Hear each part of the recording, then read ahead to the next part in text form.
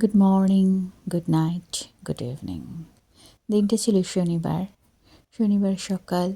অনেক সকালে উঠে রেডি হয়ে বেরিয়ে পড়েছিলাম। গন্তব্য ছিল সল্ট লেক। বেলঘরিয়া স্টেশন থেকে যাত্রা শুরু।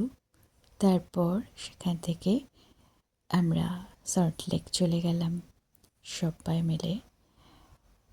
খুব সুন্দর একটা পরিবেশ, কবিতা কর্মশালা। আর একদম পৌঁছেছিলাম সবার প্রথমে, কার হাতে সময় নিয়ে বেরিয়েছিলাম, খুঁজতে হবে বা কিছু, সেই জন্য তো যথারীতি সুন্দরভাবে পৌঁছে সবার আগে তারপর ভিডিওগুলো একটু টুকটাক করে নিচ্ছিলাম। এত সুন্দর করে সাজানো, খুব ভালো লাগছিল। প্রত্যেককে সুন্দর করে সাজিয়েছে আর পরিবেশটা ভীষণ সুন্দর। ও জানলার উপর থেকে আমি নিচটুকু একটু তুলছিলাম। ফাঁকা ছিল তখন, লোকজন তেমন আসেনি। যারা এসেছিল তারা বাইরে অপেক্ষা করছিল, শুরু হয়নি দেখে।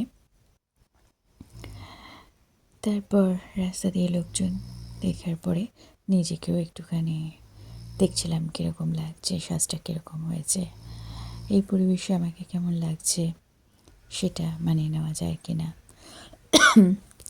তো বেশ ভালো লাগছিল। এটা হচ্ছে লাঞ্চ টাইমের পরে, বেকার সময় কাটছিল না, তখন আবার প্রোগ্রামটা একটু বিরতিতে ছিল। তখন একটু ভিডিও করছিলাম, কানের দুলটা দেখলাম সেটটা কীরকম আমাকে লাগছে। আমার বেশ সুন্দর লাগছিল সেটটা।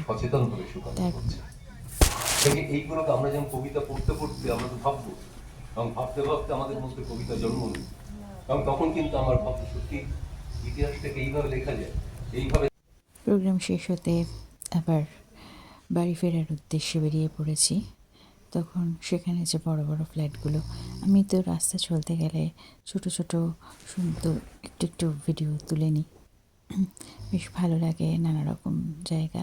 তারপর ফিরছি আর হি হি করতে করতে। সব অনেক বন্ধুবান্ধব গিয়েছিল আর কি, বেশ ভালো লাগছিল। আর শীতের বিকেল, তখন হেঁটে ফিরতেও কোনো অসুবিধে নেই। হেঁটে মানে অটো স্ট্যান্ড অবধি হেঁটে আসছিলাম। তারপরে আর প্ল্যানিং হচ্ছিল যে ফুচকা খাবো। কী কী খাওয়া হয়েছে। বাড়ি এসে তারপরে এটা নিয়ে বসে পড়েছি নিশ্চিন্তে, শান্তি করে, রিফ্রেশিং একটা ব্যাপার তো থাকতেই হবে। তারপর কিছু কিছু যেসব ছবি টবি তুলেছিলাম সেগুলোর মধ্যে প্রথমে গিয়ে এই ছবিগুলো তুলে নিয়েছিলাম সবাই মিলে। আর এখানে তখন কর্মশালা শুরু হয়ে গিয়েছে। তারপর তো আপাতত বাই, গুড নাইট।